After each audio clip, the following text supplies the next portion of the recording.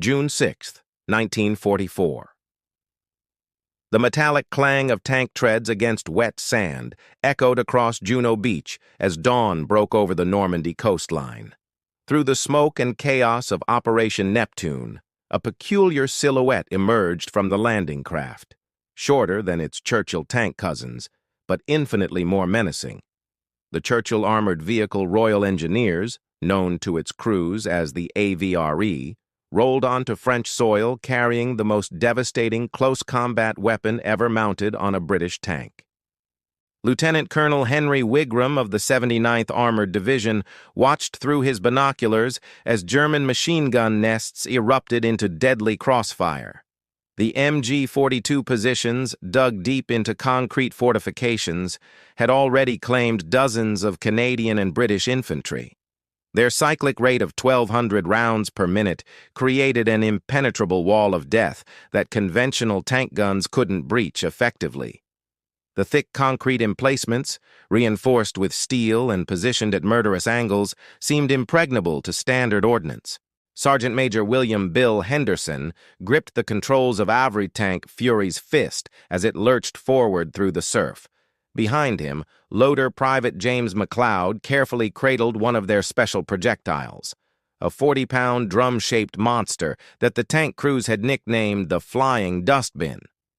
The weapon's official designation was far more formal: the 290mm Petard spigot mortar, capable of hurling its massive warhead 140 meters with devastating accuracy. The AVRE's stubby barrel, barely 3 feet long, looked almost comical compared to the sleek 17-pounder guns of standard Shermans. Yet this ungainly weapon system represented years of British engineering innovation, born from the hard lessons of the Dieppe raid 2 years earlier. When conventional artillery and tank guns proved inadequate against fortified positions, the Royal Engineers had demanded something revolutionary: a bunker buster that could operate in the thick of battle. According to records from the Imperial War Museums, the new vehicle was ready for service and proved very successful during the breakthrough stage in the Normandy landings. But Henderson's crew was about to put that assessment to the ultimate test. The German defenders had zeroed their weapons perfectly. Every approach to the seawall was covered by interlocking fields of fire from concealed positions. Traditional assault tactics called for artillery bombardment, followed by infantry advance, but the naval gunfire had barely scratched the reinforced concrete. The 79th Armored Division's funnies, as Major General Percy Hobart's specialized vehicles were known, represented the Allies' answer to this tactical nightmare. As Fury's Fist approached the first machine gun nest, Henderson could see the muzzle flashes from the MG-42 stabbing through the morning gloom. The distinctive sound of the German weapon, a sound like tearing canvas amplified 1,000-fold, sent infantry scrambling for whatever cover they could find. But the AVRE crew had trained for exactly this scenario at the proving grounds in Dorset, firing countless practice rounds at replica German fortifications. "Target acquired," called Gunner Robert Clark through the intercom, his voice steady despite the chaos erupting around them. The AVRE's turret traversed slowly, the massive petard mortar seeking its prey like some prehistoric predator. Inside the cramped fighting compartment, McLeod had already loaded another Flying Dustbin, ready for rapid follow-up shots if needed. The German position was a masterpiece of defensive engineering: thick concrete walls angled to deflect conventional shells, steel gun ports positioned for maximum coverage, and overhead protection against airbursts. The MG-42 crew inside had survived the preliminary bombardment and now poured concentrated fire toward the advancing Canadians of the 3rd Infantry Division. The morning of June 6th had already proven that this would be no ordinary battle. Henderson steadied his breathing as the AVRE closed to optimal range, 75 meters from the German strongpoint. At this distance, the Flying Dustbin's massive high-explosive warhead would deliver its full destructive potential against the concrete emplacement that had already claimed too many Allied lives. "Range 75 meters," Clark announced through the intercom system. The gunner's hands moved with practiced precision across the petard's controls. Unlike conventional tank guns that fired high-velocity armor-piercing rounds, the AVRE's weapon was designed for pure destructive power against fortifications. The spigot mortar system meant that the projectile's tail fitted over a hollow tube, with the propellant charge contained within the round itself. The German machine gunners had noticed the approaching tank, and their fire intensified. Tracer rounds sparked off the AVRE's thick frontal armor as Henderson maneuvered for the perfect shot.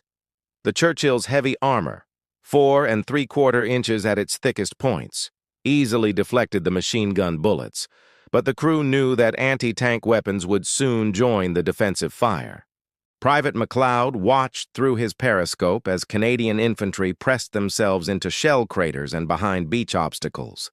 The 3rd Infantry Division's advance had stalled completely under the murderous crossfire from multiple machine gun positions. Each concrete bunker was positioned to support its neighbors, creating overlapping zones of destruction that conventional tactics couldn't overcome quickly enough. "Fire when ready," Henderson commanded, his voice carrying the weight of months of specialized training. The AVRE crews had practiced this exact scenario countless times at the Armored Fighting Vehicle School, but no training exercise could replicate the pressure of actual combat with lives hanging in the balance. Clark's finger found the firing trigger. "Firing now!" The petard mortar erupted with a thunderous roar that dwarfed even the heaviest artillery. The massive recoil rocked the 39-ton Churchill backward on its suspension as the flying dustbin arced through the morning air. Unlike a conventional shell's flat trajectory, the mortar round followed a high parabolic path that allowed it to strike the bunker's roof, typically the weakest point in German fortification design. The 40-pound projectile, carrying 28 pounds of high explosive, struck the concrete emplacement with the force of a small earthquake. The detonation was visible even through the smoke and dust of the ongoing battle.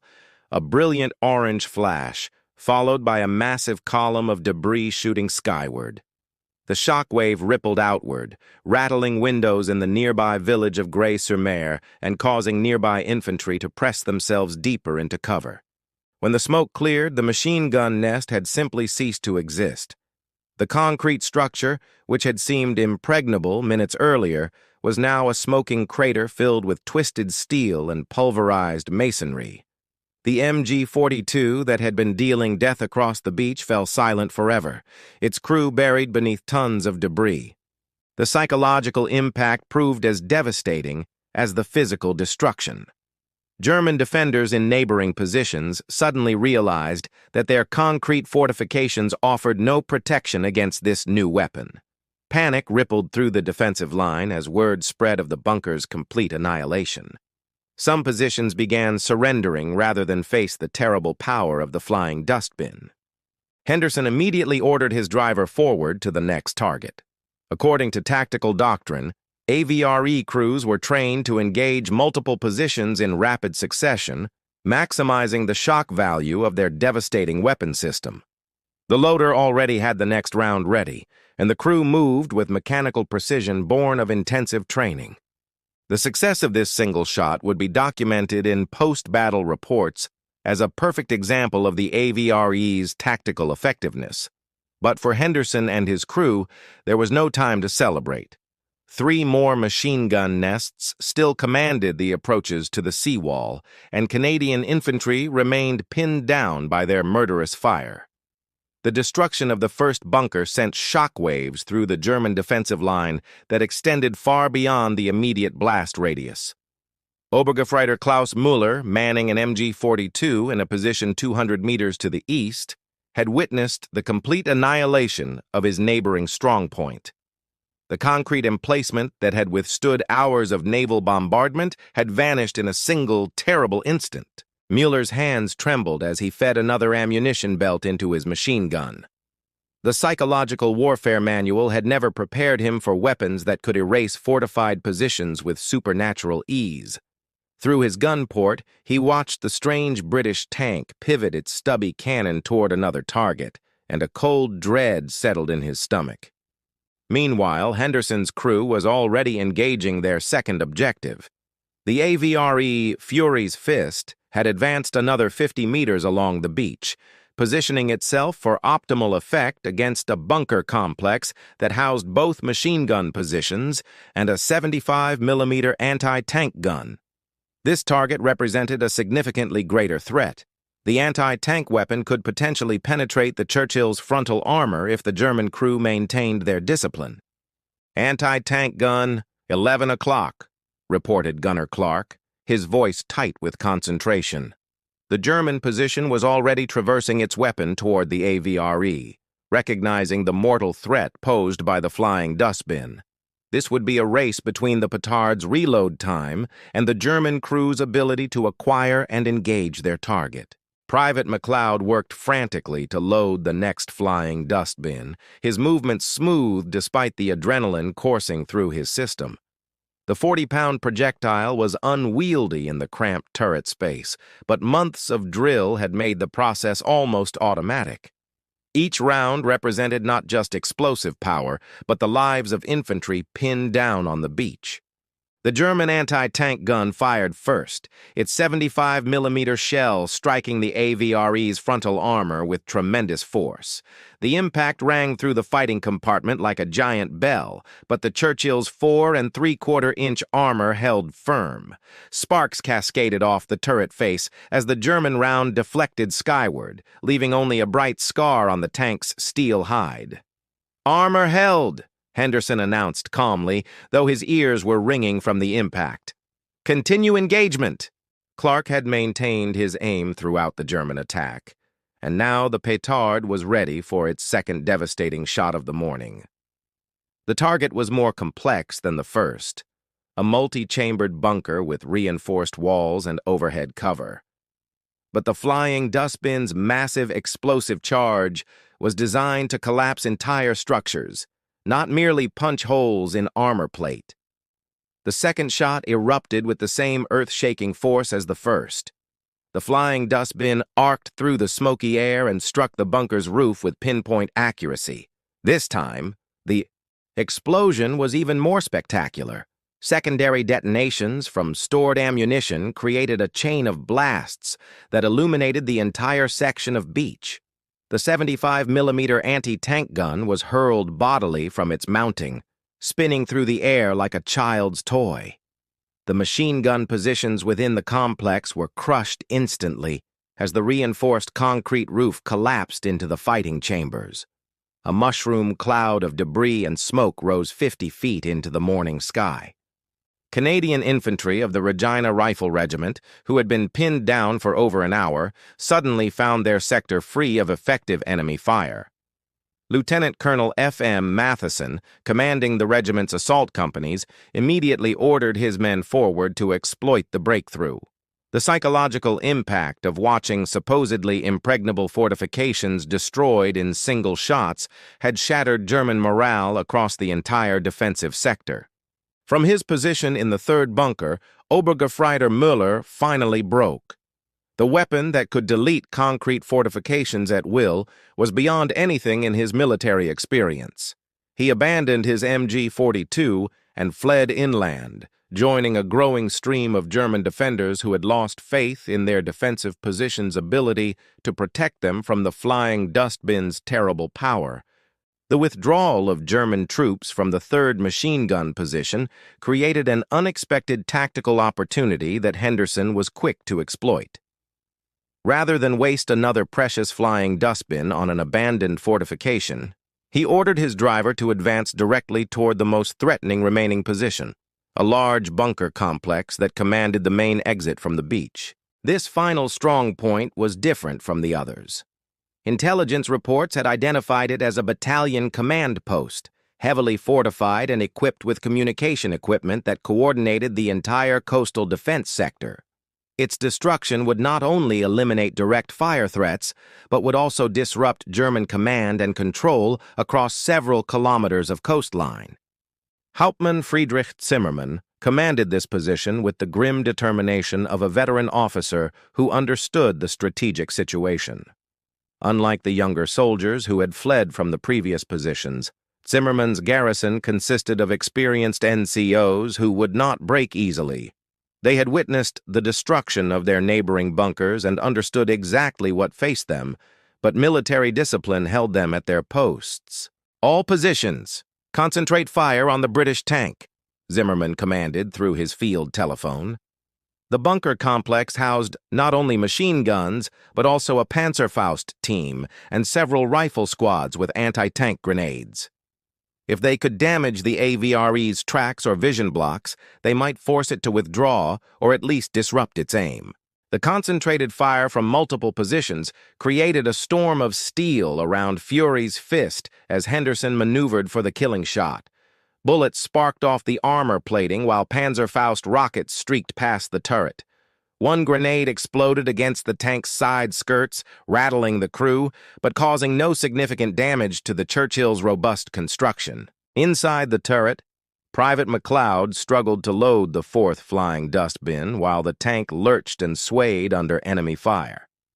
The 40-pound projectile was difficult enough to handle under ideal conditions, and the violent motion made his task exponentially more challenging. Sweat poured down his face as he fought to align the round with the petard's breech. "Loading complete," McLeod announced, his voice strained but determined. This would be their most challenging shot yet. The bunker was partially dug into a hillside, presenting a smaller target profile than the beach-level positions they had already destroyed. Accuracy would be crucial, as a near miss might leave the command post functional enough to continue coordinating defensive fire. Gunner Clark fine-tuned his aim while Henderson held the AVRE steady despite the incoming fire. Through his periscope, Clark could see German soldiers moving within the bunker complex, preparing for what they knew would be their final moments. The professional soldier's respect for brave enemies did not prevent him from carrying out his deadly mission. Target acquired. Ready to fire. The Panzerfaust team managed to launch their rocket just as Clark pressed the firing trigger. The German anti-tank weapon struck the AVRE's turret side simultaneously with the petard's discharge, creating a momentary confusion of explosions and smoke. But the Churchill's armor again proved superior to the enemy weapon, while the flying dustbin completed its lethal arc toward the command bunker. The detonation exceeded even the previous spectacular results.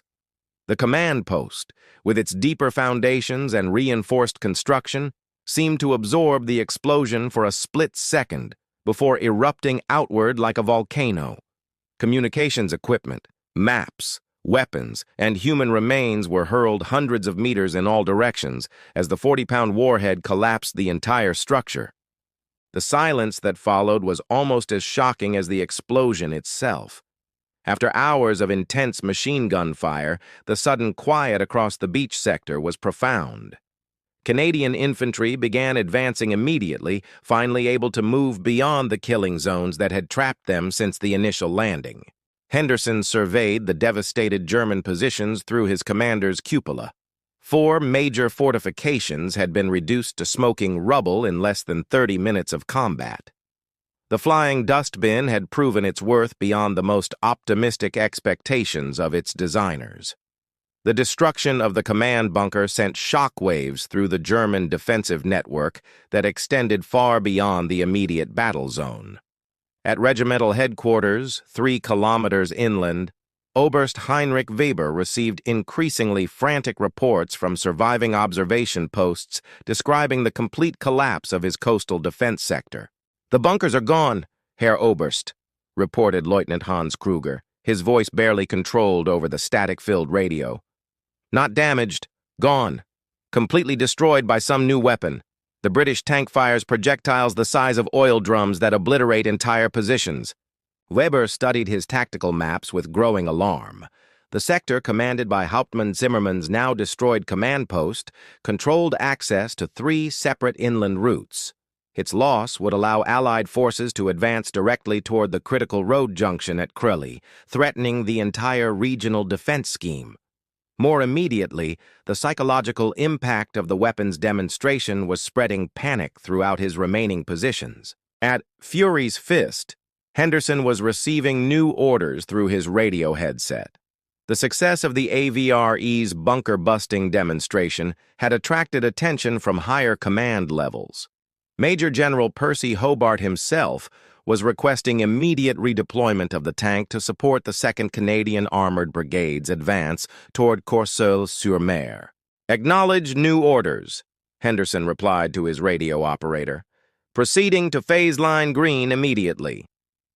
The crew understood that their morning's work had been merely the opening act in a larger performance.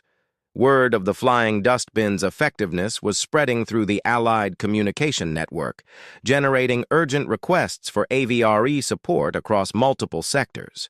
Private McLeod inventoried their remaining ammunition as the Churchill began its inland movement. 4 flying dustbins remained in their ready rack, with 8 more stored in the hull ammunition compartment. Each projectile represented the potential destruction of an enemy strongpoint that might otherwise require hours of conventional bombardment and infantry assault to overcome. The psychological effects of the morning's destruction were already manifesting among German troops throughout the sector. At machine gun post 12, positioned to cover the Courseulles approaches, Feldwebel Anton Richter watched through his periscope as Fury's Fist approached his position. The stories radioed from the beach positions had described a weapon of almost supernatural destructive power. "Orders are to hold position at all costs," Richter reminded his gun crew, though his own voice lacked conviction. The MG-42 nest had been constructed according to standard engineering principles, with thick concrete walls and overhead cover designed to withstand artillery bombardment. But the reports from the beach suggested that conventional defensive engineering was inadequate against this new British weapon. The AVRE's reputation was preceding it across the battlefield like wildfire.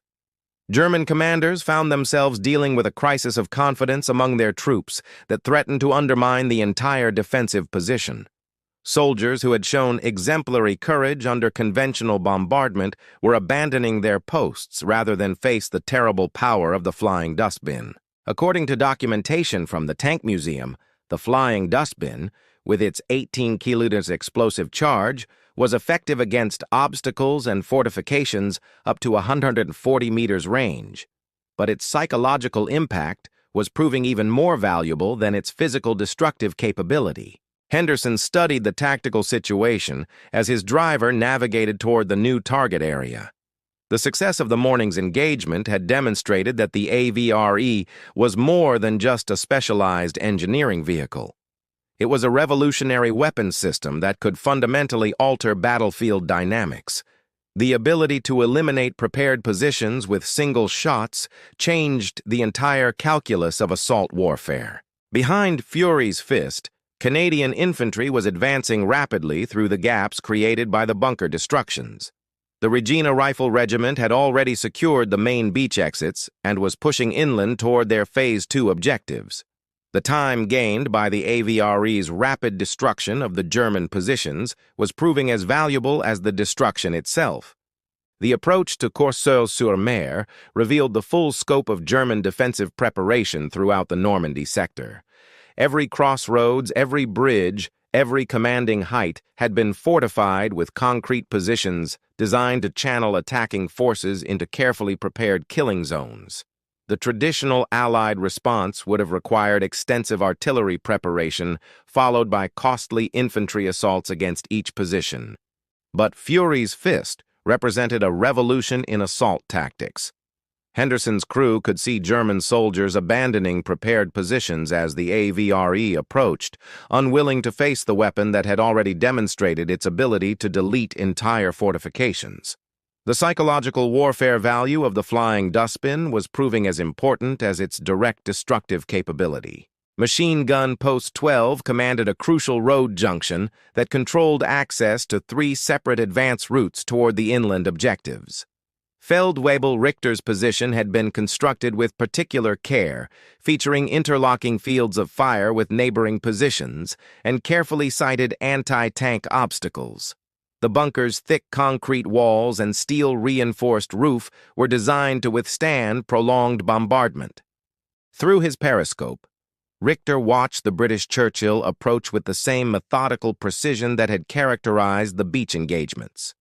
The AVRE's crew moved with the confidence of professionals who understood their weapons' capabilities completely. There was no hesitation, no uncertainty, only the systematic application of overwhelming destructive power. "Range 60 meters," reported Gunner Clark through the intercom. The petard mortar was already trained on the German position, its stubby barrel aimed with deadly precision at the bunker's roof. At this range, the Flying Dustbins' massive warhead would deliver its full 28 pounds of high explosive directly into the structure's most vulnerable point. The German machine gun opened fire desperately, its tracers streaming toward the AVRE in a futile attempt to disrupt the tank's aim. But the Churchill's thick armor easily deflected the machine gun bullets, and Henderson held his vehicle steady for the killing shot. Inside the bunker, Richter's crew knew they were facing certain death, but maintained their posts with Germanic discipline. The fifth Flying Dustbin of the day erupted from the petard with the same earth-shaking roar that had announced the weapon's debut on the beach. The massive projectile followed its characteristic high arc before striking the bunker's roof with devastating accuracy. The explosion was instantaneous and complete, 40 pounds of British ordnance reducing another German strongpoint to smoking rubble. The destruction of Machine Gun Post 12 opened the road junction to Canadian armored advance, but more importantly, it demonstrated the AVRE's ability to maintain operational tempo. Rather than requiring extended bombardment preparation for each position, the Flying Dustbin allowed attacking forces to eliminate obstacles immediately upon encounter. This represented a fundamental change in the speed of offensive operations. Word of the AVR's success was spreading through both Allied and German communication networks with remarkable speed. At Canadian 2nd Corps headquarters, staff officers were already revising advance timetables based on the rapid destruction of prepared positions.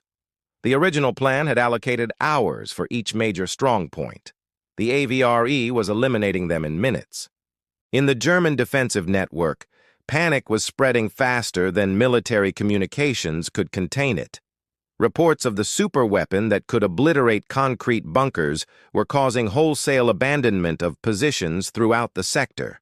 Oberst Weber found himself dealing with a complete breakdown of defensive cohesion as his soldiers fled inland rather than face the terrible power of the Flying Dustbin. Private McLeod reloaded the petard as Fury's Fist continued its advance toward the next objective. The mechanical precision of the crew's movements reflected months of intensive training, but also the psychological confidence that came from wielding overwhelming tactical superiority. Each Flying Dustbin represented not just explosive power, but the certainty of victory. Henderson studied his tactical maps as the AVRE approached the outskirts of Courseulles-sur-Mer proper. The town's defensive positions were more complex than the beach fortifications. Multi-story buildings converted to strong points, anti-tank obstacles in the streets, and carefully positioned machine gun nests covering every approach. But after the morning's demonstration, he was confident that the Flying Dustbin could handle whatever German engineering had prepared. The streets of Courseulles-sur-Mer presented a tactical challenge vastly different from the open beach fortifications. German defenders had converted stone buildings into interconnected strongpoints, using the town's architecture to create multiple defensive lines. Traditional urban assault doctrine called for house-to-house fighting that could consume days and hundreds of casualties. But the AVRE's capability to destroy entire structures with single shots promised to revolutionize urban warfare tactics. Henderson guided Fury's Fist through the narrow streets, while his crew identified target priorities among the defensive positions. Each Flying Dustbin could potentially collapse a multi-story building, eliminating entire German squads without requiring infantry to clear each room individually. The first target was a 3-story stone house that commanded the main square. German machine gunners had knocked out windows and created firing ports that covered every approach to the town center. Intelligence reports indicated that at least 2 MG-42 positions were operating from the building, along with sniper teams and anti-tank grenade squads. Oberleutnant Karl Hoffmann commanded the town's defense from this central position, coordinating the activities of 5 separate strongpoints through telephone lines run through the sewers. His garrison consisted of veteran soldiers who understood urban combat intimately, but none of them had experience with weapons capable of destroying entire buildings. "The British tank is in the square," reported Gefreiter Paul Weber from his observation post in the church tower. "Same type that destroyed the beach positions. They're aiming at the command house." Hoffman gripped his telephone handset as he watched the AVRE maneuver for optimal firing position. The Churchill's thick armor made it impervious to small arms fire, and the narrow streets prevented German Panzerfaust teams from achieving effective flanking positions. He was about to witness the effectiveness of the flying dustbin in urban terrain. Gunner Clark carefully adjusted his aim to strike the building's structural supports. Unlike the purpose-built bunkers on the beach, civilian architecture was never designed to withstand military-grade explosives. The flying dustbin's 28 pounds of high explosive would likely collapse the entire structure rather than simply creating a crater. The 6th projectile of the day arced across the square with deadly precision, striking the building's 2nd story directly above the main support columns. The explosion was catastrophic. The entire 3-story structure pancaked into its own basement as the flying dustbin's blast wave shattered every load-bearing element simultaneously. The psychological impact on the remaining German defenders was immediate and profound. Soldiers who had prepared to fight room-to-room battles found themselves facing a weapon that could eliminate entire buildings in single shots. The traditional advantages of defensive urban fighting, cover, concealment, and multiple fallback positions, became meaningless against the AVRE's overwhelming destructive power. Private McLeod was already loading the 7th Flying Dustbin as Henderson identified the next target. A converted hotel at the harbor's edge housed German communications equipment and served as the coordination center for coastal artillery batteries inland. Its destruction would disrupt defensive fire control across several kilometers of coastline. The urban environment actually enhanced the Flying Dustbin's effectiveness in unexpected ways. Building collapses created massive dust clouds that obscured German observation, while the psychological shock of watching substantial structures simply vanish caused panic among defenders who had relied on stone walls for protection. Canadian infantry following the AVRE through the town found their advance dramatically accelerated by the destruction of prepared positions. Rather than fighting for each building individually, entire city blocks were being cleared by single tank shots. The 2nd Canadian Armored Brigade was advancing through Courseulles-sur-Mer at a pace that exceeded the most optimistic planning estimates. The hotel target required careful aim due to its proximity to civilian structures that might contain French residents. Clark waited for optimal positioning before firing, ensuring that the flying dustbin would strike with maximum effect while minimizing collateral damage to non-military buildings. The explosion echoed across the harbor as the hotel collapsed into a pile of rubble and dust. German radio equipment worth thousands of Reichsmarks vanished in the blast, along with the communications personnel who had been coordinating defensive fire missions. The disruption to German command and control was immediate and decisive. As Fury's Fist prepared to engage its next target, Henderson reflected on the day's tactical revelations. The AVRE had proven capable not only of destroying individual fortifications, but of fundamentally changing the nature of combat operations. The Flying Dustbin represented a quantum leap in assault capabilities that would influence military tactics for years to come. By noon on June 6, 1944, the tactical situation around Courseulles-sur-Mer had transformed completely. What had begun as a series of heavily fortified German defensive positions had been systematically obliterated by a single AVRE tank and its devastating flying dustbin projectiles. The psychological impact of the weapon's demonstration had spread panic throughout the German defensive network. Henderson's crew had expended 9 of their 12 flying dustbins, each shot representing the complete destruction of a German strongpoint that might otherwise have required hours of conventional bombardment and costly infantry assault. The AVRE's ability to eliminate prepared positions with single shots had accelerated the Canadian advance by an entire day, according to original planning estimates.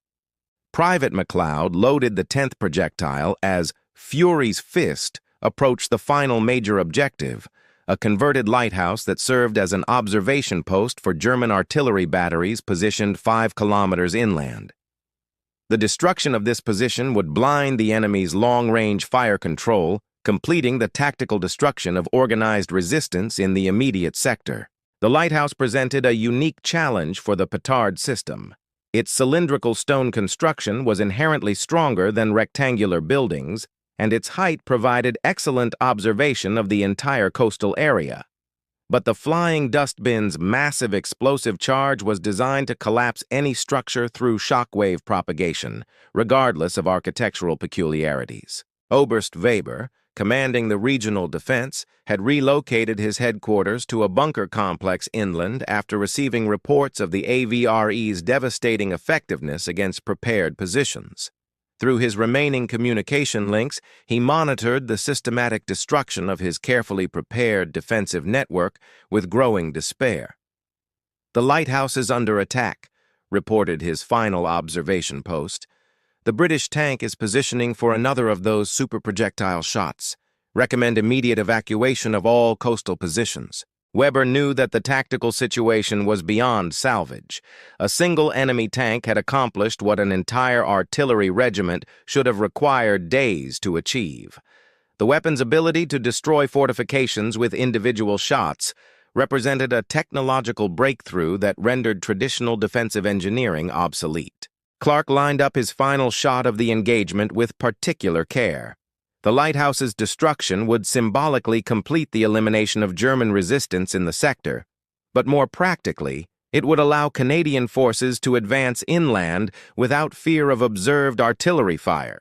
The 10th Flying Dustbin would cap a perfect demonstration of the AVRE's revolutionary capabilities. The petard fired with the same earth-shaking roar that had announced each previous shot. The massive projectile arced high above the harbor before striking the lighthouse's upper section with devastating accuracy. The explosion was spectacular. The entire stone tower collapsed into the sea in a cascade of rubble and spray that sent shock waves across the water. Canadian forces were now advancing rapidly inland, exploiting the gaps created by the AVRE's systematic destruction of German positions. The 2nd Armored Brigade had achieved all Phase 1 objectives and was proceeding directly to Phase 2 targets, a full day ahead of schedule. The time gained by rapid position elimination was proving as valuable as the destruction itself. As Fury's Fist prepared to withdraw for resupply and maintenance, Henderson surveyed the devastated German positions through his commander's cupola. 10 major fortifications had been reduced to smoking rubble in a single morning's work. The Flying Dustbin had exceeded even the most optimistic performance expectations of its British designers. The tactical lessons of the day would influence military doctrine for decades. The AVRE had demonstrated that prepared positions, regardless of their apparent strength, could be eliminated rapidly by weapons designed specifically for structural destruction. The psychological impact of overwhelming firepower was proving as important as its physical effects in breaking enemy resistance. Word of the morning's success was already spreading through Allied communication networks, generating urgent requests for AVRE support across multiple sectors of the Normandy front. The Flying Dustbin had proven itself as more than just a specialized engineering tool. It was a revolutionary weapon system that could fundamentally alter the pace and nature of offensive operations. Private McLeod secured the remaining Flying Dustbins as the Churchill began its return journey to the resupply area. Each unused projectile represented potential destruction of future German positions, but the crew's confidence in their weapon system was now absolute. The morning had proven that concrete fortifications, regardless of thickness or design, were no match for 40 pounds of British high explosive delivered with precision. The success of Fury's Fist and its flying dustbin would be recorded in military history as a perfect demonstration of how technological innovation could provide tactical superiority on the battlefield. But for Henderson and his crew, the satisfaction came from knowing that their devastating effectiveness had saved countless infantry lives by eliminating prepared positions that would otherwise have exacted a terrible toll in blood and time. As the AVRE disappeared into the smoke and dust of continued fighting, the German defensive network around Courseulles-sur-Mer lay in ruins, a testament to the revolutionary power of the flying dustbin and the skill of the crews who wielded this terrible new weapon of war.